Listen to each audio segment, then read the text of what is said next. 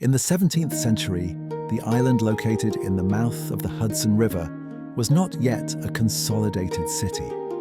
It was a disputed space, a fragile point where trade, ambition and territory were without clear rules. Here, the European empires did not come with complete cities. They came with intentions. First, it was a small Dutch settlement. Then, a possession desired by rival powers.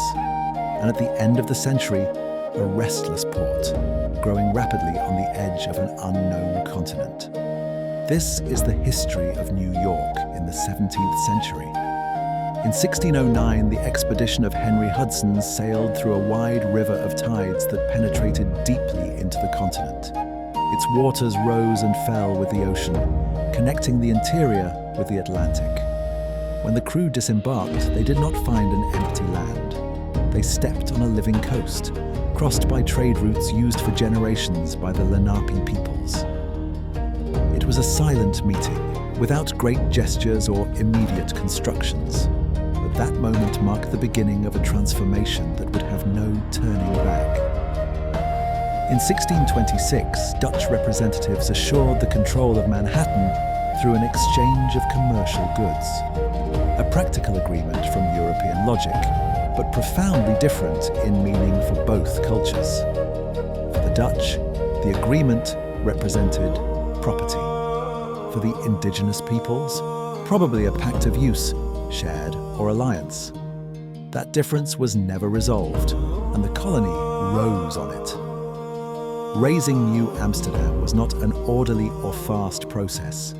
It was hard, physical, constant. The settlers demolished the forests of Manhattan with manual axes. They dragged heavy logs through the mud.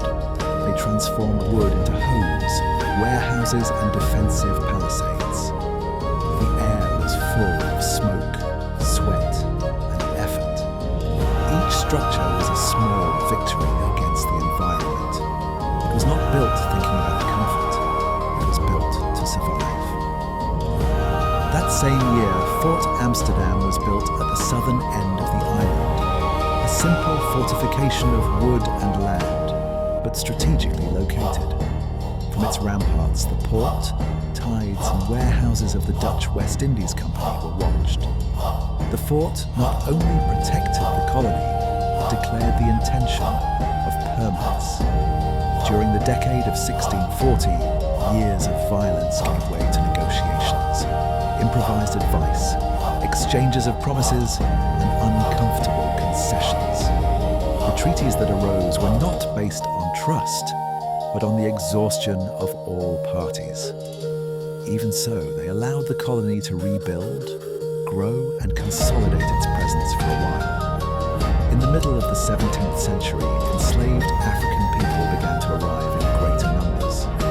Sold by the commercial company itself, their work was integrated into the docks, farms, and homes. Without major announcements or public debates, slavery became part of the city's economic system. A silent, but deep and permanent change. Within a colonial home, life took place in a single, shared space.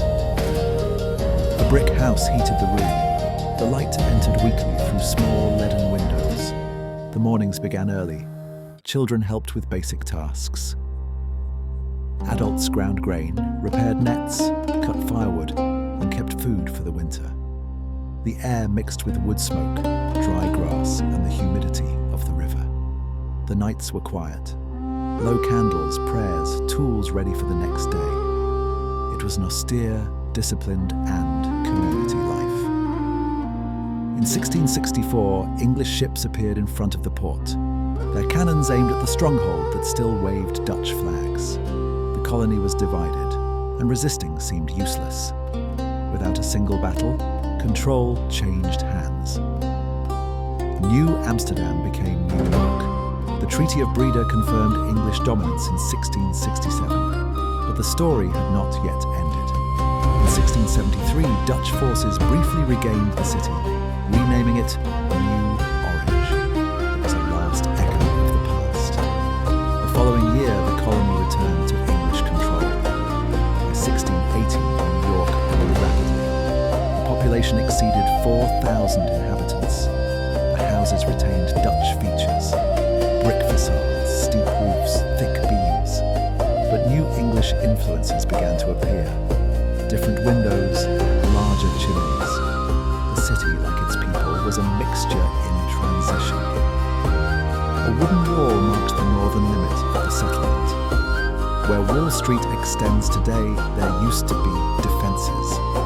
In the port, the main pier was on the east river. Barrels, ropes, shouts and hammers filled the landscape. In times of political uncertainty, the civilian militia trained in the common spaces. Loyalty divided.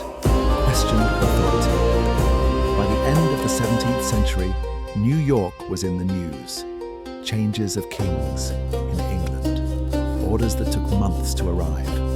The city waited, always on the brink of another change.